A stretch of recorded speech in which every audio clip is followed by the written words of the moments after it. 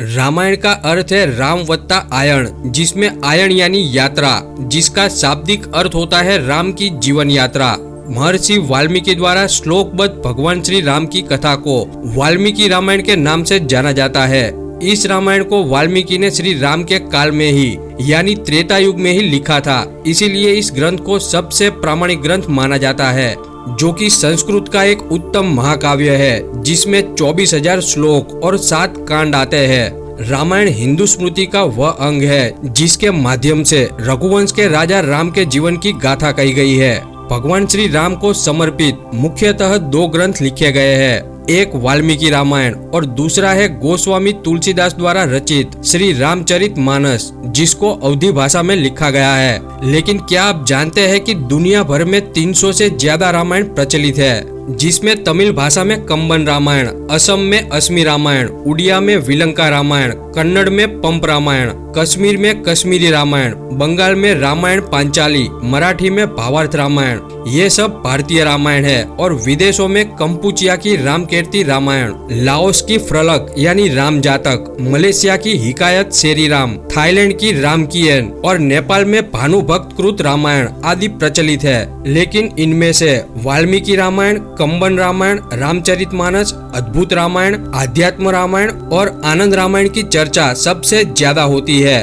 भारत के अलावा Nepal, Laos, Malaysia, Cambodia, Indonesia, Bangladesh, Bhutan, Sri Lanka, Bali, Java, Sumatra, Kampuchea और थाईलैंड आदि देशों की लोक संस्कृति और ग्रंथों में आज भी राम जिंदा है। दुनिया भर में बिखरे शिलालेख, भित्ति चित्र, सिक्के, राम सेतु, अन्य पुरातात्विक अवशेष और प्राचीन भाषाओं के ग्रंथ इत्यादि से राम के होने की पुष्टि होती है। तो आज के इस वीडियो में हम महर्षि वाल्मीकि द्वारा रचित रामायण को सभी 7 खंडों के हिसाब से बताने की कोशिश करेंगे। और दोस्तों, इस वीडियो को बनाने का मकसद किसी की भी भावना को ठेस पहुंचाना नहीं है, इसीलिए यदि इस वीडियो में दी जाने वाली जानकारी में अगर आपको कोई गलती दिखे तो मुझे माफ करना और कमेंट करके मेरा मार्गदर्शन जरूर करना।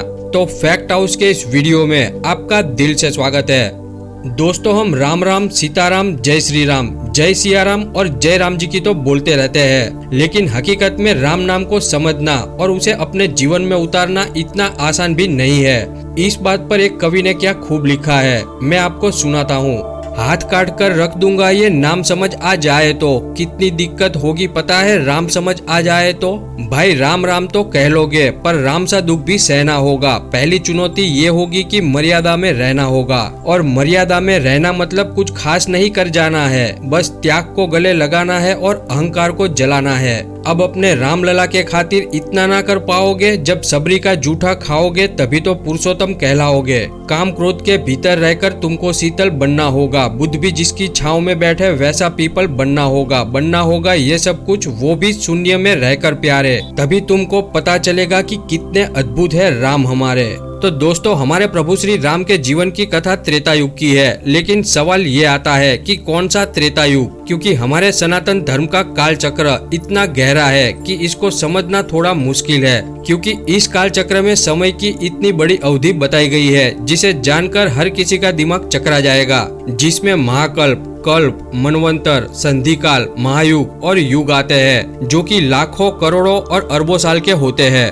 तो हमारे इस काल चक्र पर हमने एक अलग से वीडियो बनाई है, जिसकी लिंक आपको डिस्क्रिप्शन में मिल जाएगी, तो उसे एक बार जरूर देखना। तो हमारे प्रभु श्री राम का अवतार शास्त्रों के अनुसार श्वेतवारा कल्प के 7वें वैवस्वत मनवंतर के 24वें त्रेता युग में हुआ था, जिसके अनुसार श्री रामचंद्र जी का काल आज से लगभग 2.25 करोड़ वर्ष पूर्व का है। और इसके संदर्भ में भुसुंडी रामायण, पद्म पुराण, हरिवंश पुराण, वायु पुराण, संजीवनी रामायण एवं अन्य पुराणों से प्रमाण दिया जाता है। आधुनिक विद्वान रामायण का रचना काल 7वीं से 8वीं शताब्दी ईसा पूर्व का मानते हैं। वही कुछ भारतीय कहते हैं कि ये 600 ईसा पूर्व से पहले लिखा गया था। लेकिन आपको बता दें कि महाभारत, जो कि सनातन संस्कृति का दूसरा सबसे प्रसिद्ध और लोकप्रिय ग्रंथ है, जो कि बौद्ध धर्म के बारे में तो मौन है, लेकिन उसमें जैन, शैव, पाशुपत आदि परंपराओं का वर्णन मिलता है और महाभारत रामायण के पश्चात रचित है। इसका अर्थ ये हुआ कि रामायण गौतम बुद्ध के काल से भी पूर्व का है। भाषा शैली के अनुसार भी रामायण पाणिनि के समय से पहले का है, क्योंकि बौद्ध जातक रामायण के पात्रों का वर्णन करते हैं, लेकिन रामायण में जातक के चरित्रों का वर्णन नहीं मिलता। हिंदू शास्त्रों के अनुसार भगवान श्री राम विष्णु के मानव अवतार थे, जिन्हें विष्णु के 10 अवतारों में से 7वां अवतार बताया गया है। इस अवतार का मुख्य उद्देश्य मृत्यु लोक में यानी हमारे पृथ्वी लोक में मानव जाति को आदर्श जीवन के लिए मार्गदर्शन देने का था।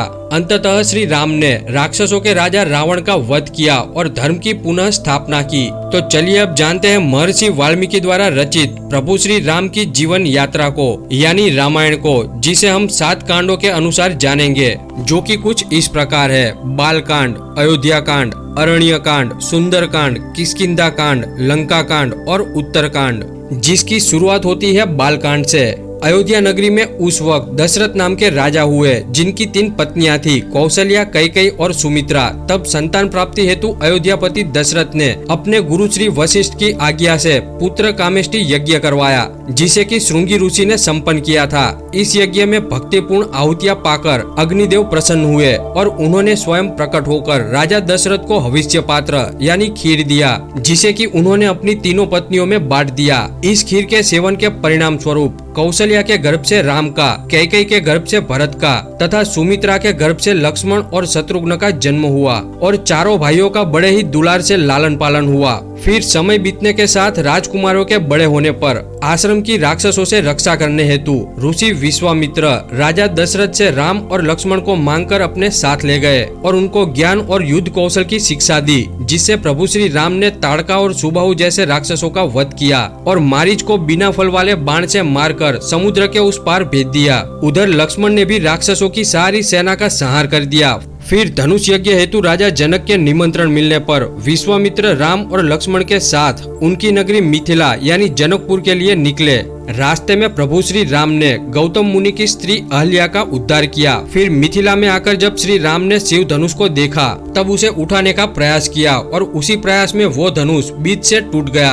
आपको बता दे कि इस शिव धनुष को उठाने की क्षमता किसी में भी नहीं थी। इससे पहले केवल माता सीता ने ही इसे उठाया था। तब राजा जनक ने प्रतिज्ञा ली थी कि जो इस धनुष को उठाएगा उससे माता सीता का विवाह करवाएंगे। तो जनक प्रतिज्ञा के अनुसार राम ने सीता से विवाह किया। राम और सीता के विवाह के साथ ही गुरु वशिष्ठ ने भरत का मांडवी से, लक्ष्मण का उर्मिला से और शत्रुघ्न का श्रुतकीर्ति से विवाह करवाया। फिर इसके बाद शुरू होता है अयोध्या कांड।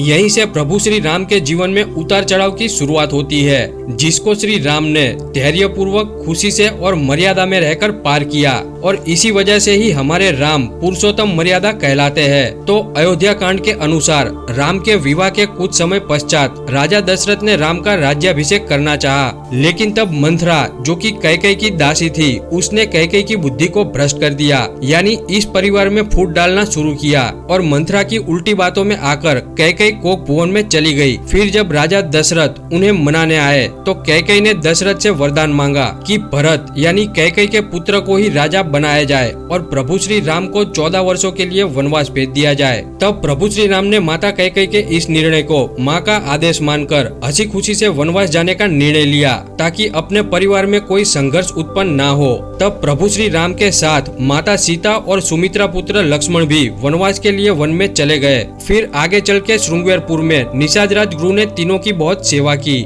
फिर कुछ आनाकानी के बाद केवट ने तीनों को गंगा नदी के पार उतारा और प्रयाग पहुंचकर राम ने भारद्वाज मुनि से भेंट की और वहां से राम यमुना स्नान करते हुए वाल्मीकि ऋषि के आश्रम पहुंचे। वाल्मीकि से हुई मंत्रणा के अनुसार राम, सीता और लक्ष्मण चित्रकूट में निवास करने लगे और वहीं अयोध्या में पुत्र वियोग के दुख के कारण राजा दशरथ का स्वर्गवास हो गया, जिससे वशिष्ठ ने भरत और शत्रुघ्न को उनके ननिहाल से बुलवा लिया। तब ननिहाल से अयोध्या वापस आने पर भरत ने अपनी माता कैकेयी की उसकी कुटिलता के लिए बहुत ही भत्सना की यानी निंदा की और गुरुजनों की आज्ञा अनुसार दशरथ राजा की अंत्येष्टि क्रिया संपूर्ण की और अपनी माता द्वारा अपने भाई राम के साथ हुए अन्याय के कारण भरत ने अयोध्या के राज्य को अस्वीकार कर दिया, क्योंकि उनके मुताबिक राज सिंहासन पर श्री राम का ही हक था। इसीलिए राम को मनाकर वापस लाने के लिए समस्त स्नेही जनों के साथ भरत चित्रकूट चले गए। ये सब देखकर माता कैकेयी को भी अपने किए पर अत्यंत पश्चाताप हुआ। फिर भरत तथा अन्य सभी लोगों ने राम से अयोध्या वापस आकर राज्य करने का प्रस्ताव रखा, जिसे कि प्रभु श्री राम ने पिता की आज्ञा का पालन करने और रघुवंश की रीति निभाने के लिए उस प्रस्ताव को अमान्य कर दिया। तब भरत अपने भाई श्री राम की चरण पादुका को साथ लेकर वापस अयोध्या आ गए और उन्होंने राम की पादुका को राज सिंहासन पर विराजित कर दिया और स्वयं नंदीग्राम में निवास करने लगे। भरत के राज सिंहासन के इस बहिष्कार से हमें ये ज्ञान मिलता है कि कभी भी दूसरे के अधिकार पर हमें अपना अधिकार नहीं करना चाहिए। अपने परिवार के प्रति निष्ठापूर्वक कर्तव्य का पालन करना चाहिए और त्याग की भावना रखनी चाहिए। जैसे प्रभु श्री राम ने राज सिंहासन का त्याग करके वनवास में जाने के निर्णय को ही उत्तम समझकर अपने कर्तव्य का पालन किया, ठीक उसी प्रकार भरत ने भी इस बात से सीख लेकर उन्हें मिल रहे अधिकार का त्याग करके संसार को एक श्रेष्ठ उदाहरण दिया। फिर इसके बाद शुरू होता है अरण्यकांड। कुछ काल के पश्चात राम ने चित्रकूट से प्रयाण किया और वे अत्रि ऋषि के आश्रम पहुँचे। तब अत्रि ने प्रभु श्री राम की स्तुति की और ऋषि की पत्नी अनसुया ने माता सीता को पतिव्रत धर्म के मर्म समझाए। वहाँ से फिर राम ने आगे प्रस्थान किया और सर्भंग मुनि से भेंट की। सर्भंग मुनि केवल राम के दर्शन की कामना हेतु ही वहाँ निवास कर रहे थे। तो राम के दर्शन की अभिलाषा पूर्ण हो जाने से सर्भंग मुनि ने योगाग्नि से अपने शरीर को भस्म कर दिया और ब्रह्मलोक की ओर गमन किया।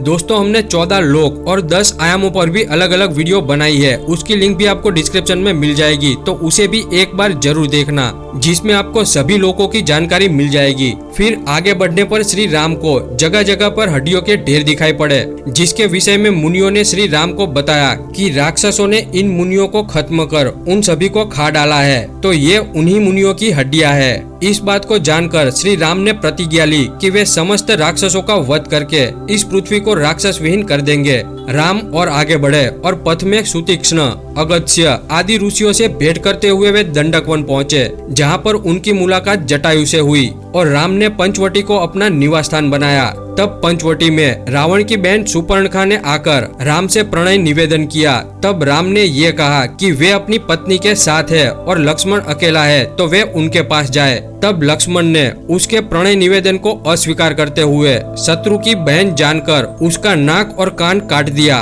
तब सुपर्णखा ने खरदूषण से सहायता की मांग की और वे अपनी समस्त सेना के साथ राम लक्ष्मण से युद्ध करने आ गया। तब प्रभु श्री राम ने लड़ाई में खरदूषण और उसकी पूरी सेना का संहार कर दिया। इसके बाद सुपर्णखा ने इस बात की शिकायत अपने भाई रावण से की। तब रावण ने इस बात का बदला लेने के लिए मारीच को ही, जिसे प्रभु श्री राम ने अपने बाण से समुद्र के पार भेज दिया था, उसे स्वर्ण मृग बनाकर भेजा, यानी सोने जैसी चमक वाला हिरण। तब उस हिरण को देखकर माता सीता ने उसे पाने की इच्छा प्रभु श्री राम से की। तब प्रभु श्री राम लक्ष्मण को माता सीता की रक्षा की जिम्मेदारी सौंपकर उस स्वर्ण मृग रूपी मारीच का शिकार करने उसके पीछे चले गए और मारीच श्री राम के हाथों मारा गया। लेकिन मरते मरते मारीच ने श्री राम की आवाज बनाकर क्रंदन किया, जिसे सुनकर माता सीता ने आशंकावश होकर लक्ष्मण को राम के पास भेज दिया और लक्ष्मण के जाते ही माता सीता वहाँ अकेली रह गई, जिसका लाभ उठाकर रावण ने छल पूर्वक माता सीता का हरण कर लिया और अपने साथ लंका ले गया।